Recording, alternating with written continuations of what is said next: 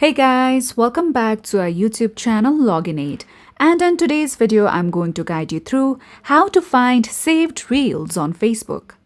So first of all, launch Facebook app on your mobile devices. Make sure that you are logged on to your Facebook account. Now, in order to save a reel, tap on the Reels category that you see on top. Now, let's say I wish to save this reel. At the bottom right corner, you'll see three dots. Tap on it. Now over here, you'll see a bookmark-like icon. It says Save Reel. So let's tap on it. Now you can save this reel for only yourself, which means that if you save this specific reel, only you will be able to view it. Now, if you wish to create a social collection, you can name it as well. Set the collection to public, which will be visible to anyone on or off Facebook.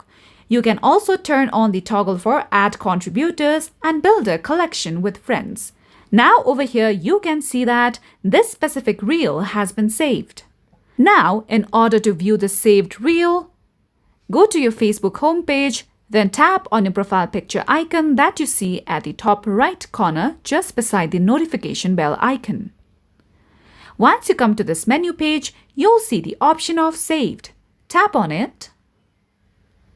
Now you would have to go to the category of reels on top.